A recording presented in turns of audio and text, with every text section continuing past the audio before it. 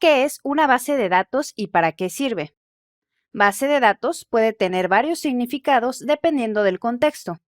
Si usamos la referencia que podemos encontrar en una enciclopedia, por ejemplo, encontraremos lo siguiente, que una base de datos es un conjunto de datos almacenado y organizado con el fin de facilitar su acceso y recuperación mediante un ordenador.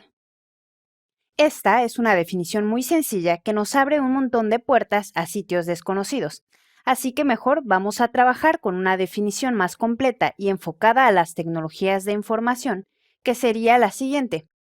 Una base de datos es una serie de datos organizados y relacionados entre sí, los cuales son recolectados y explotados por un software o sistema de información. Esto nos lleva a una pregunta. Ahora que sabemos qué es una base de datos, es la siguiente pregunta. ¿Para qué son las bases de datos? ¿Para qué las necesitamos? ¿Te imaginas qué harías con todos los datos de un formulario de registro en la web, por ejemplo? Estos simples registros con nombre, fecha de nacimiento y género. Parece poca información. Suponiendo que son solo 3 campos, serían 3 campos multiplicados por la cantidad de gente registrada. Con solo 100 usuarios registrados, ya tendríamos 300 datos. ¿Dónde y cómo los guardamos? Y ese solo es el principio del problema. Vamos a suponer que los guardamos en un archivo y listo. ¿Qué vamos a hacer cuando necesitemos acceder a estos datos? Cuando necesitemos buscar a todos los que nacieron, por ejemplo, en los años 90. Si guardamos esta información en un archivo, tendríamos que desarrollar o programar una aplicación que lea los datos del archivo que necesitamos y encuentre lo que buscamos, y sería mucho más complicado realizar cualquier consulta a nuestros datos. Precisamente para facilitar todas las tareas de almacenamiento y acceso a los datos, las bases de datos tienen varias ventajas. La primera ventaja es que las bases de datos son mucho más rápidas de actualizar y consultar.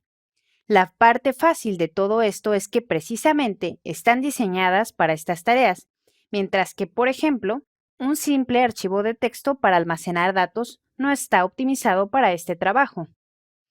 La segunda ventaja es que permite almacenar y acceder a grandes volúmenes de datos, y no hablo de varios miles de registros de una base de datos de una empresa, sino millones y millones de registros que se almacenan en las grandes bases de datos de multinacionales tecnológicas que ofrecen servicios en la nube. ¿Tus datos de Google? Estos están almacenados en una gran base de datos. La tercera ventaja es el fácil acceso desde un sistema, ya sea una página web, aplicación de escritorio, etc. Como el acceso a una base de datos está estandarizado, cualquier persona con unos conocimientos mínimos puede enviar una solicitud o query para que la base de datos la responda diligentemente con la información que ha pedido. La cuarta ventaja es el control de concurrencia, una característica muy interesante y necesaria en las bases de datos que permite que varios usuarios visualicen o modifiquen la información al mismo tiempo, algo que no es posible desde un archivo local como una hoja de cálculo. La quinta ventaja es que las bases de datos proporcionan mecanismos de seguridad. Por ejemplo, las bases de datos permiten tener acceso restringido, es decir, por medio de nombres de usuario y contraseñas, y en algunos casos también se puede asignar roles para que dependiendo del tipo de usuario se permita el acceso solo a ciertos datos.